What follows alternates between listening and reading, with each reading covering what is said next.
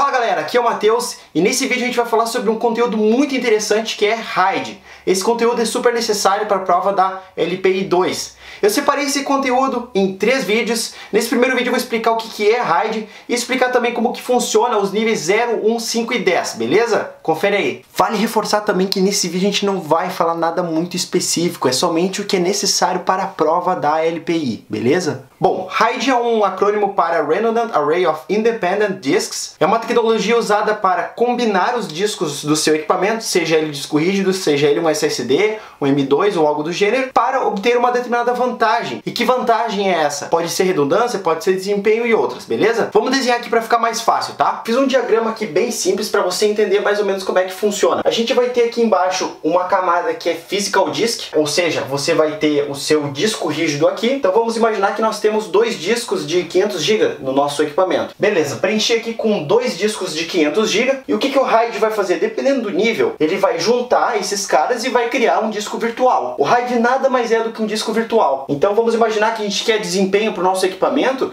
Ele vai pegar esses dois e vai combinar e vai gerar um VD de 1 TB. Então é exatamente isso, tá? Ele vai combinar esses 2 discos para gerar um disco virtual de algum tamanho específico, dependendo do seu nível de RAID. O sistema operacional ele não vai entender que existem 2 discos ali. Para ele existe um disco só de 1 TB. E é isso que é o RAID. Vamos falar agora sobre o nível de RAID 0. O RAID 0 é conhecido por striping de dados. E o que é o striping de dados? Ele vai pegar o dado e vai separar em pequenas partes e gravar um pouquinho em cada disco. Beleza, galera, eu desenhei aqui. Vamos imaginar que eu tenho 2 discos, cada um dele tem 500 GB.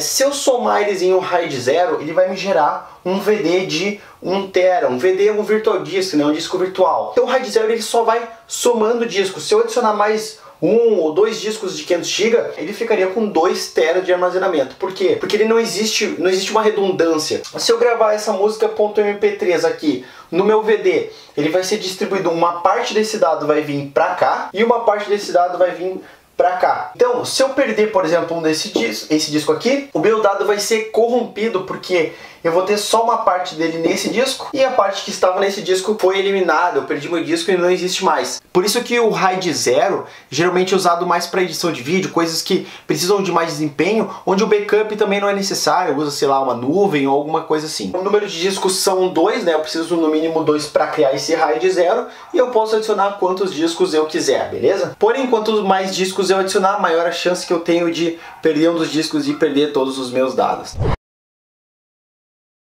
Beleza, galera, continuando, o RAID 1 ele é também conhecido por mirroring, ou seja, espelhamento. Não confunda espelhamento com backup, porque se você deletar o dado em um disco, ele vai deletar no outro também. Esse nível de RAID ele aceita no máximo 2 discos, tá? Ele trabalha em pares. Ele não vai aumentar o tamanho do VD como o RAID 0, porque ele vai usar somente um disco, o outro vai ficar somente para réplica de dados. Então se eu tenho 2 discos de 500 GB, eu vou ter um VD de 500 GB, porque eu vou conseguir usar somente um dos discos e o outro vai ficar somente para caso esse aqui falhe. É uma redundância em caso de falha. Vamos imaginar novamente que eu tenho 2 discos de 500 GB, meu VD vai ser de 500 GB. Então se eu gravar uma música .mp3 aqui, esse dado ele vai ser gravado totalmente aqui e depois ele vai ser replicado para cá. Se eu deletar um dado aqui também, esse cara vai ser deletado aqui também. E qual que é a função? Qualquer um dos discos que falhar, o outro vai assumir. Digamos que esse aqui esteja em uso, se esse aqui falhar, esse cara aqui vai subir normalmente o sistema. É simplesmente uma redundância para caso falhe algum dos discos do seu equipamento. Vamos falar um pouquinho agora sobre o RAID 5.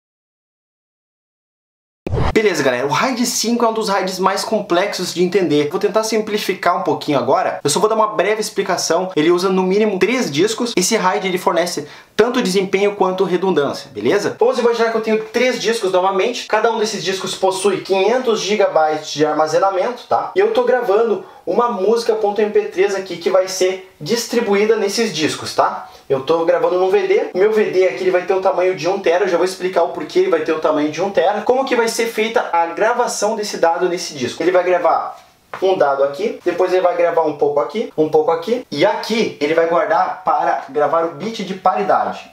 Então vamos completar aqui. Então aqui ele continuou a gravação e aqui também. Agora quando ele chegou aqui ele gravou, e aqui gravou o bit de paridade novamente. Eu já vou explicar o que é o bit de paridade, tá? Aqui ele vai gravar também, E aqui ele vai gravar normalmente e vai gravar o bit de paridade. E assim ele vai fazendo consecutivamente em todos os discos e vai distribuindo. Bom, ele vai pegar 1/ número de discos de cada disco para gravar o bit de paridade.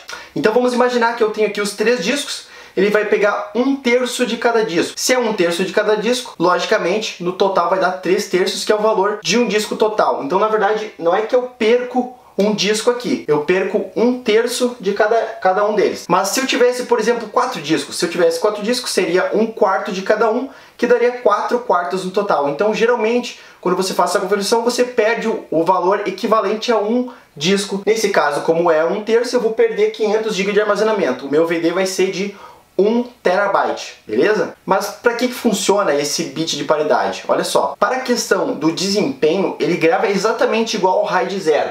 Então ele distribui um pouquinho aqui, um pouquinho aqui, um pouquinho aqui. Só que se eu perder um desses discos, eu não estaria perdendo os dados assim como o RAID 0, não por causa do bit de paridade. Então vamos imaginar que esse disco aqui falhou. Então, o que vai acontecer?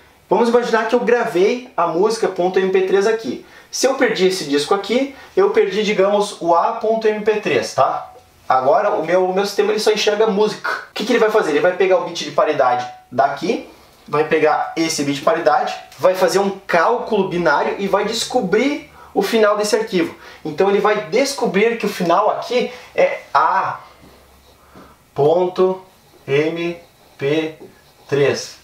Então ele consegue, por meio de um cálculo binário, descobrir qual que é o resto daquele dado que falta para que ele consiga completar e consiga ler, gravar e tudo mais. E é por isso que, quando eu perco um dos discos do meu RAID 5, o meu sistema começa a ficar lento, porque ele está tendo muito processamento, ele tem que fazer cálculo toda hora para descobrir algum dado, beleza? Vamos falar agora sobre o RAID 10. O RAID 10 é justamente isso, é RAID 1 mais 0. É a combinação entre o RAID 1 e o RAID 0. Então ele fornece tanto o desempenho do RAID 0 quanto a redundância do RAID 1. É um RAID um pouco mais caro e você vai ver por quê. Aqui vamos imaginar que eu tenho 4 discos, vamos imaginar que cada um deles também tem 500 GB, vamos colocar aqui. O que vai acontecer? Eu vou ligar esses 2 discos, cada um desses 2 discos, em um RAID 1. Então vou fazer um RAID 1 aqui e um RAID 1 aqui para fazer a réplica de dados. Como é um RAID 1, eu geralmente perco então um dos discos, né? Se eu tenho 2 de 500 GB, o meu VD vai ser de 500 GB. Então aqui eu vou ter um VD de 500 GB, vamos colocar aqui. E aqui eu também vou ter um VD de 500 GB, tá? Agora que acontece a mágica de fato. Eu vou pegar o VD desse disco, e fazer um RAID 0 entre eles. Então acontece exatamente dessa forma. Eu pego e crio um super RAID 0 aqui, com a ligação entre esses dois RAIDs 1. É por isso que o número mínimo de discos para um RAID 10 é 4 discos, né? E se eu for adicionar mais discos para esse RAID, eu obviamente vou ter que adicionar em pares, porque eu tenho que adicionar mais um par aqui com um RAID 1, para depois adicionar ele junto no RAID 0. Então aqui, na verdade, o meu RAID 10 ele vai ter o tamanho de 1 TB. Então analise o seguinte, eu tive o gasto de 4 discos de 500 GB para transformar isso aqui em somente 1 TB. São 2 TB de armazenamento, que dentro dessas configurações de RAID, redundância e desempenho, eu tive um disco virtual de 1 TB. Galera, a princípio é isso, eu espero que vocês tenham gostado desse vídeo. Se você gostou desse vídeo, dá um like aí, compartilha, se inscreve na newsletter para receber esses últimos conteúdos por e-mail, sugestões, estamos abertos, feedbacks também. E só para finalizar, então, o que você vai ter que saber para a prova é exatamente isso, tá? Entender um pouquinho desses níveis e saber as nomenclaturas. Então, por exemplo, se falarem, como que eu crio um striping de dados? Você vai marcar lá RAID 0, tá? Talvez não caia ali o RAID 5, o RAID 10, que é mais complexo, mas para a teoria do RAID 1 e do RAID 0 é muito necessário, tá? Valeu, galera, um abraço.